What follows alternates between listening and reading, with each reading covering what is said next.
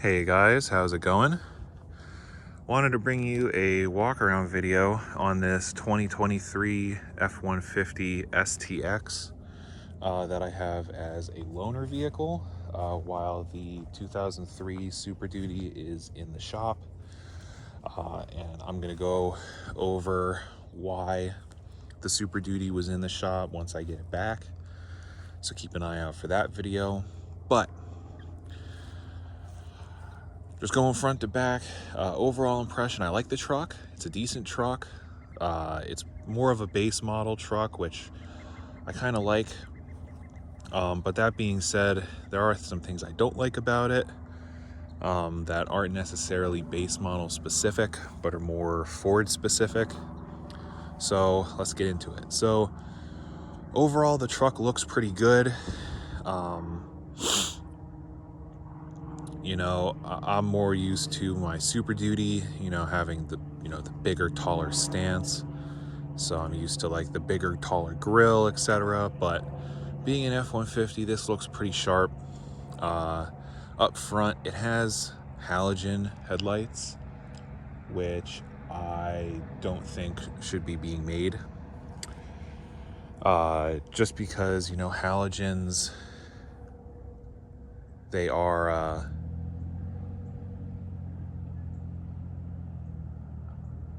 whoa, completely lost the train of thought. Halogens are okay. They might have been okay back in the early 2000s and before that, but there's so many vehicles on the road with LEDs, LED headlights, that your halogen headlights just get washed out, and it's almost like they aren't on at all. On top of that, LEDs are just brighter. You see better with LEDs versus halogens. That's why they put them in more and more vehicles. So only thing I can think of is why they still have them is to try and entice you to buy a higher end trim model, which I don't agree with, but it's not to say that you're doomed.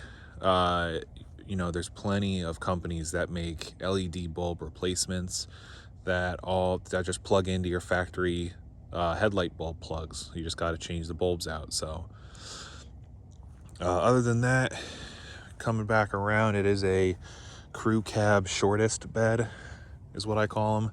It's a 5.5 foot little bed. These trucks, in my opinion, these are really people haulers. They're not so much material haulers.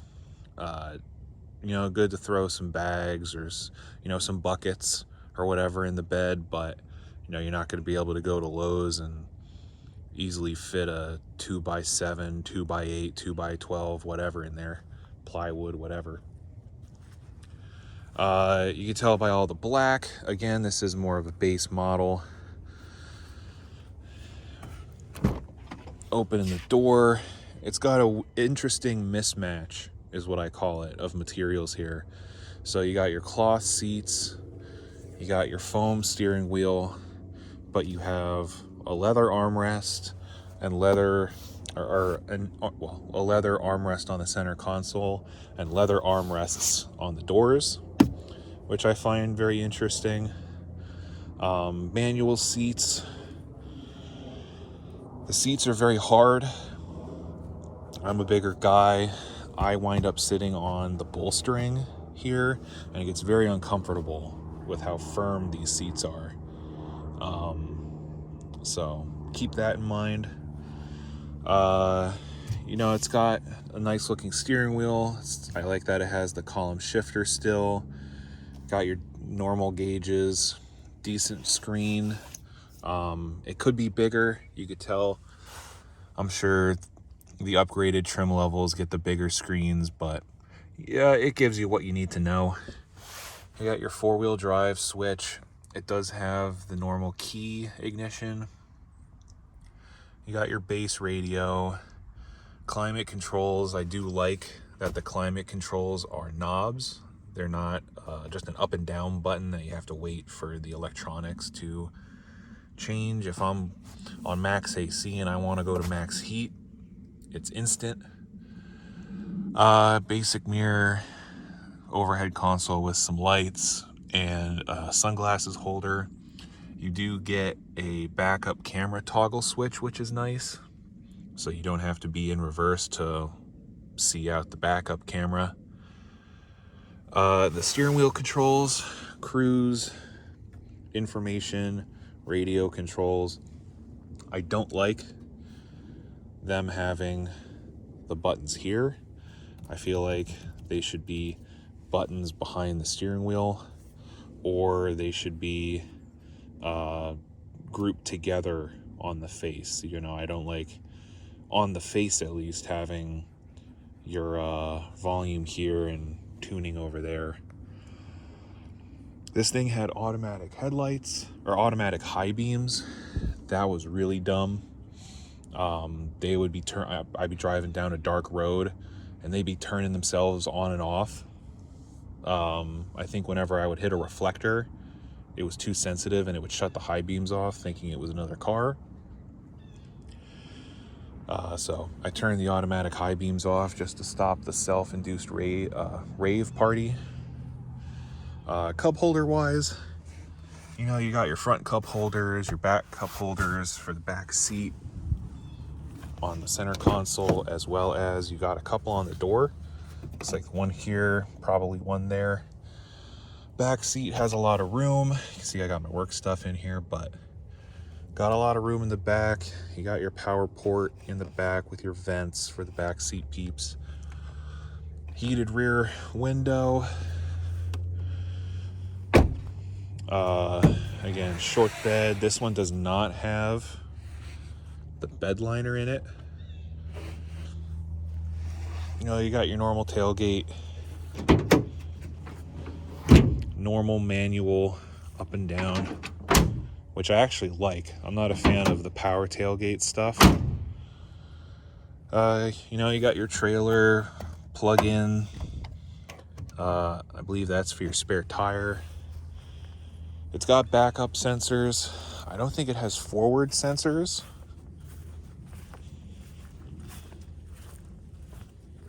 No, it doesn't, which is interesting that you would have the backup but not pulling forward. Mirrors are decent for what they are. One thing I don't like is the blind spot mirror. This is all one piece, so you know, this all moves together. I feel like this you should be able to adjust separately from this, just because for me, I feel like I have to choose between one or the other. Either have the base mirror in a really good spot or have the blind spot mirror in a really good spot. But the way they are, I don't feel like I can get both at the same time. The headlight switch here, I'm not a fan of. You know, you could see the dashboard slopes downwards here. When you're sitting in here, these are really out of the way. You kind of got to move your leg and reach down to try and get to them. I feel like they should have designed this dashboard better. Maybe not have this thick trim piece here and move the controls up and flatten them out. But that's just me. The controls on the door, I'm not a fan of. The whole system is very slow. When you were going through screens on the information panel between the TAC and Speedo, you know, you press the button, you wait for it to change, and it's very laggy. You wait for it to change, and then you can press the button again to go to the next screen. And the door locks are also delayed. So I'll show you here. I press the button, but then I'm going to press the lock. You can see the delay between when I press the button and when it sounded, and the same thing when we unlock. So it's definitely, and also if you try and unlock it fast, see the delay? I pressed it twice really quick, but there was click and then click. So, but yeah, all in all, I mean, it's a decent truck. I think it's like $52,000 for the truck, which isn't terrible. It's not the best, but it's pretty good. The EcoBoost V6 is really good. I get it's getting like, I think almost 22 miles per gallon. And the exhaust sounds like a V8 when you're really getting on it. And it's got really good power. So I would not shy away from the V6 if you're getting this configuration. Again, I view this setup, crew cab, tiny bed, as maybe you have a small trailer, but you have a family that you're gonna haul. So you're not really hauling a ton of weight in the bed or towing a lot of weight. So I think the V6 is a really good option. But yeah, guys, there's the little review on the loaner truck. Again, keep your eyes out for that video going over what happened with the Super Duty, and I will catch you guys later.